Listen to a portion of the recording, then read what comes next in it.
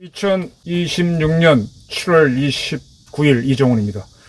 지금 수도 서울을 지키는 판문점을 포함한 지역이죠. 육군 제1군단에서 최전방에 들어가는 부대가 GP에 들어가는 수색대죠. 그 다음에 남방 항선에 투입되는 부대들, GOP 부대들. 그 GP와 GOP 들어가는 부대들이 K6 중기관총에 총알을 삽탄하지 않고 빼놓고 지금까지 근무를 했답니다.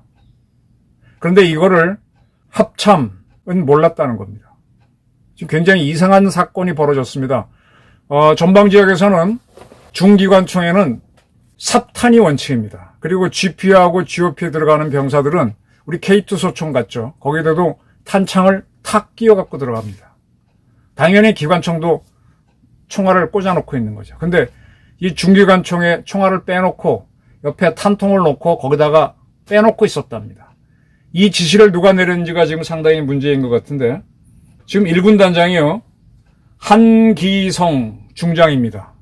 이 양반은 학군 33기, 학군 33기면은 갑자기 계산이 안 되는데 90년대 학번쯤 될 겁니다.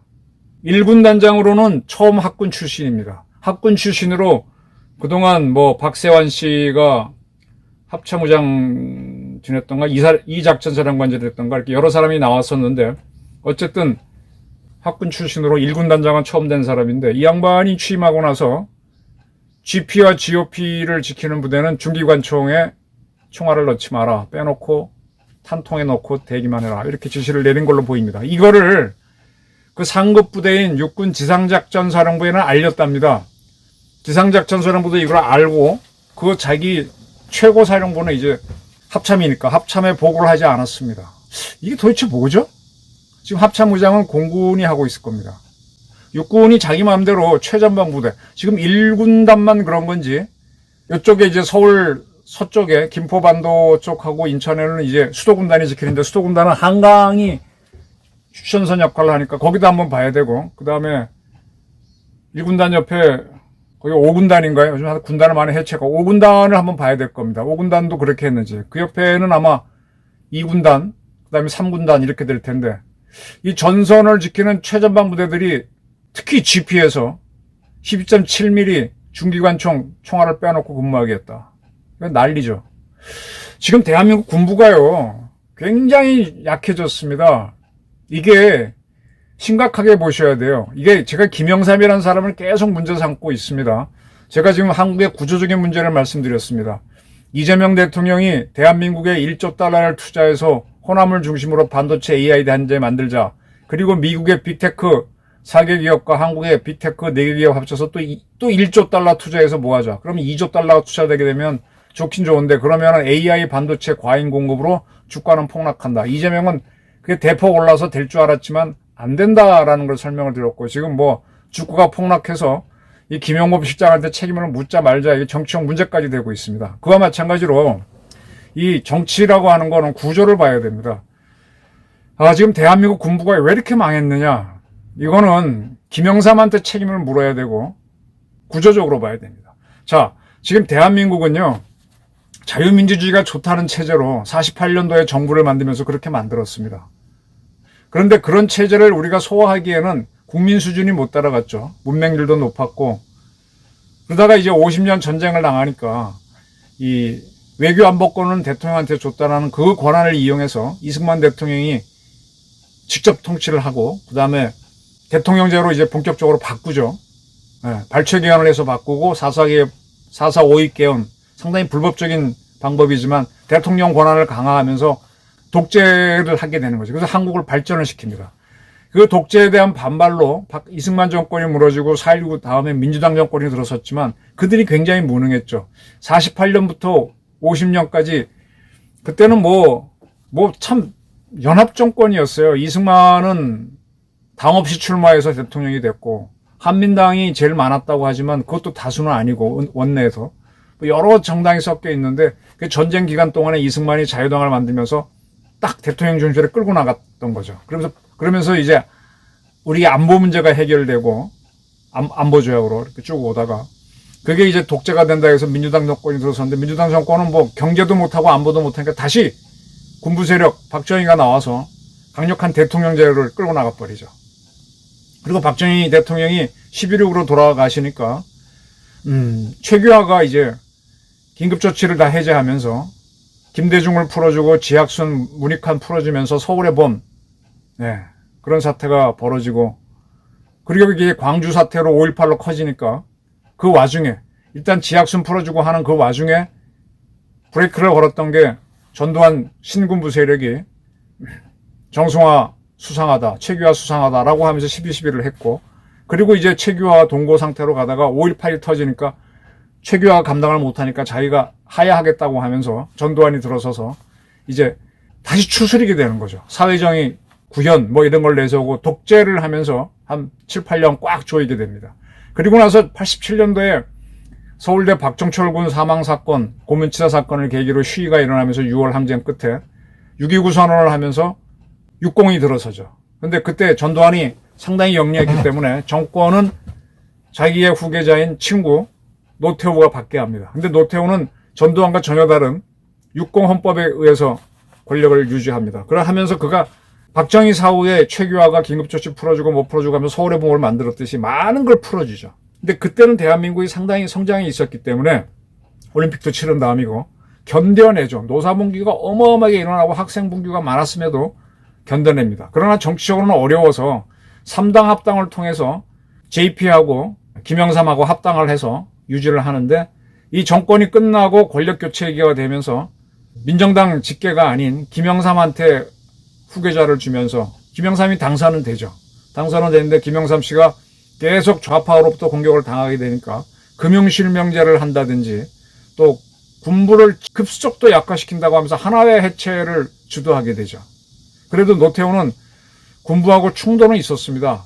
충돌은 있었죠. 그때 육사교장 민병돈 교장이 대들고 뭐 그런 사태 있었지만은 그걸 그래도 갔는데 이거 완전히 군을 해체하는 쪽으로 가게 되죠. 그러고 나서 그가 이미 그게 실패했기 때문에 경제 위기로 인해서 IMF 외환위기를 맞고 그 정권이 무너지고 정권 교체가 되면서 DJ가 들어서는데 DJ는 그래도 상당히 조심스럽게 좌파 정치를 했습니다. 그래서 JP를 총리로 한다든지 이한동을 총리로 하든지 보수계 인사들을 총리로 쓰면서 좌우 합작정부처럼 그래도 갔었죠. 그러나 그가 이제 북한하고 손을 잡으려고 하고 북한 핵을 용인하면서 사태가 커지기 시작하는데 노무현 정권에 들어서서도 북한이 핵실험을 해도 속수무책이었고 그리고 이제 더 북한에게 접근을 하게 되고 거기에 대한 반동으로 다시 보수엔 이명박 정권 이어서 박근혜 정권과 들어섰습니다마는 이 계속적인 좌파의 공세를 이 육공체제로 막는데 어려움이 있었던 거죠. 이명박 정부는 상당히 공을 세웠는데도 비난을 받았고 박근혜 정부는 세월호 사건에 이은 최순실 사건이 이상하게 터지면서 탄핵을 당하면서 이 육공체제로서는 대한민국을 끌고 나가기는 한계가 있다. 그러니까 다시 말하면 처음에 자유민주주의 체제로 2년간 하다가 전쟁 당하면서 그 체제가 무너졌죠. 그리고 이게 이승만 하야 4.19 때까지 한 1년 남짓 민주당이 하다가 무너졌죠. 그때는 국가가 다 취약했습니다. 안보가 취약했고 경제가 취약했고 경제가 상당히 크고 나서 전두환이 한번 조이고 난 다음에 그리고 풀어준 체제가 잘 될 줄 알았는데 이것이 박근혜 하야로 박근혜 탄핵으로 이미 무너진 겁니다. 그래서 들어섰던 문재인은 상당한 좌익 정책을 많이 펼쳤죠. 대한민국 에너지를 죽이는 탈핵 정책을 펼치고 과거사위원회 만들어서 국정원을 절단내고 그러면서 군부가 지속적으로 추락해왔습니다. 거기에 대한 반동으로 이거는 주동식 선생도 그런 의견을 페이스북에 쓰셨던데 반동으로 윤석열 정권이 들어서서 한번 정리를 해보려고 했는데 그게 이제 극단적으로 나온 게 계엄이었죠. 근데 계엄이 실패를 합니다. 이 87체제 60체제에서는 이 체제로는 더 이상 대한민국을 하기 힘든 거예요. 그러니까 지금 이재명 체제가 들어서 지금 군부를 완전히 작살을 내버렸습니다. 계엄에 참여만 했다는 이유로 707 단장한테 18년 구형을 때리면은 그게 뭡니까? 군을 없애라는 거지. 이런 와중이니까 최전방에 있는 1군단은 판문점 수도 서울을 지키는 최고의 부대입니다. 근데 그 군단에서 GP와 GOP에서 중기관총에 삽탄을 하지 않고 근무하겠다. 근데 지작사령부도 알고 있었다. 그러면 그 옆에 있는 5군단, 2군단, 3군단 다 그럴 겁니다. 이건 뭐야? 야, 이게 군이 완전히 무너졌구나. 독일이요. 1차 대전, 2차 대전을 일으켰습니다. 상당히 전격전을 보이고 뭐를 보이고 세계를 깜짝 놀라게 했습니다. 일본도 2차 대전을 일으켰습니다. 근데 2차 대전 끝나고 난 다음에 지금 독일군 가보면요. 완전히 당나라 군대입니다. 옛날 독일군인들은 군가 부를 때도요. 이렇게 팔 젓는 거에다 발까지 구르면서 공격적이었어요. 지금 독일 군대는요. 경찰보다 못하고 일본의 자위대도 요즘 좀 군기를 조였다고 하지만 일본 자위대는 일본 경찰보다도 힘이 없습니다. 패전 국가들이 그렇게 군을 약화시키는 겁니다. 근데 우리는 패전한 것도 아닌데 87 체제가 들어서면서 노태우 정권이 정권 유지가 잘 안 되니까 김영삼이라고 하는 좌파의 숙주가 된 세력을 끌어들이고 나서 그 세력의 권력을 잡고 나서부터는 계속 군부가 하나의 Y부터 계속 Y가 된 거죠. 그래도 경제계는 돈벌이 때문에 스스로 막 커서 버텨나가는데 군은 전쟁을 하지 않으니까 이거 완전히 보이스카웃이 돼버린 거잖아요. 이젠 걸까지 들어서 보이걸스카웃이 돼버린 거죠. 그래서 이제는 지휘관들이 옛날 지휘관들이 멋있었어요. 제가 근무할 때는 장군이 지나가면 벽에 딱 무서워가지고 벽에 흡수되려고 그랬어요. 인사고 뭐고 뭐. 근데 지금은 장군들 보면 참 그래요. 거리도 없고. 근데 그 사람들이 다 자기 생존하기 위해서 연금 받기 위해서 시키는 대로 하는 노비 같은 군대가 되고 있다고. 그러니까 이런 사태가 벌어진 겁니다. 여기에다 지금 방위 출신이라나 시비 걸릴 이유는 없는데 안규백이라고 하는 저는 허리멍텅한 자를 대한민국 국방장관을 했습니다. 그러니 군부가 졸렬하게 되는 거지. 근데 이게 다 뭐냐? 이재명이가 하는 거고 이재명 뒤에는 극렬 좌파들이 자기들을 탄압했던 세력이 옛날 군이니까 군을 완전히 와해시키고 국정을 와해시키는 겁니다. 안규백이 국방장관, 이종석이 국정원장 이거는요. 적치하에 든 거랑 거의 차이가 없는 겁니다. 그러다 보니까 최전방 부대에서 중기관총 물론 살짝 건드려 다라락 발사되면은 북한도 응사하고 시끄러질 수 있죠. 그때 우리는 항상 이거 실수다 이렇게 방송해서 했는데 그로 인해서 뭐 사태가 커져서 자기 모가지 잘릴까봐 아니에요. 이거 시켜서 한 겁니다. 이거 저는 이거 철저히 조사해야 된다고 봅니다. 지금 계엄 사태 핑계를 내란으로 돌려갖고 군부 인사들 작사를 내고 있는데 이제 살아남은 지휘관들도 이게 육사를 계속 진급 안 시키고 하다 보니까 학군 출신일수록 말을 잘 들으니까 이런 사태가 벌어진 거 아닌가 이렇게 봐야 돼요. 지금 이재명 그 앞에서 문재인 자기네끼리 서로 권력 다툼을 하고 있지만 공동에 적은 한국의 군부, 한국의 국정원, 한국의 검찰, 한국의 보수 언론 보고 다 때려잡고 있습니다. 이 보수 언론 중에 조선동아가 그나마 오너가 있는 회사라서 버티고 있는데 DJ 때도 여기 세무조사에서 한번 흔들어 놨었죠. 이제 검찰 끝났고 다 죽어갑니다. 이렇게 좌파들이 장악해서 대한민국이 번성하느냐? 안 됩니다.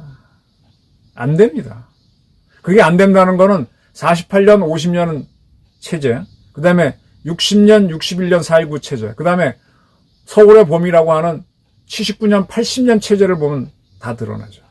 그동안 우리가 국력이 커져갖고 87 체제를 지금 40년 가까이 끌고 왔는데 이게 더 이상 안 되는 겁니다. 이재명 연임을 위한 개헌은 불가하지만 87 체제를 전면적으로 바꾸고 우리 군부하고 정보기관을 다시 세운 검찰이 엉망이 되면 경찰도 엉망이 되고요. 결국은 군이 무너지면 여러분들이 다른 나라의 국민이 돼버립니다. 아직은 민간 기업들이 버티는데 지금 이재명은 정의선, 이재용, 최태원 불러가지고 계속 그것도 쪼물락쪼물락 하면서 잡아먹을 생각을 하고 있죠. 이 좌파 정권이 이렇게 흔들어 놓고 있습니다. 바닥 빨갱이가 무서운 겁니다. 지들끼리 세력 다툼을 하지만 옛날에 학생운동할 때도 민민투 자민투 엄청 싸웠고 NL계 PD계열 싸웠습니다. 뭐 그렇게 지금 문재인 세력하고 이재명 세력 싸운 걸로 보시면 돼요. 저런 세력들이 이렇게까지 군을 망쳐놨네요. 지금 젤렌스키가 이란에서 샤헤드를 싣고 러시아로 보내는 배를 격침시켰죠. 그러면 러우 전쟁이 이란 미국 전쟁으로 불덩이 튀어서 어떻게 될지도 모릅니다. 세계대전으로 가지 말란 법도 없죠. 한국 정치판을 싹쓸이 해야 됩니다. 윤석열 계엄은 마지막 시도, 군을 정상화하고 뭐하는 시도였는데 군 자체가 되지도 않았고 다 무너진 거죠. 더 이상 87 체제로는 대한민국은 안 된다는 걸 보여준 사건입니다. 이번에 우리 군에서 북한에 대한 싸울 의지도 없고 봉급만 받고 있는 군복 입은 공무원이 됐다는 걸 보여줬기 때문에 우리 군을 혁신적으로 바꿔야 됩니다. 이걸 하기 위해서는 반드시 이재명 정권을 교체해야 된다. 무너뜨려야 된다. 이런 결론이 나옵니다. 감사합니다.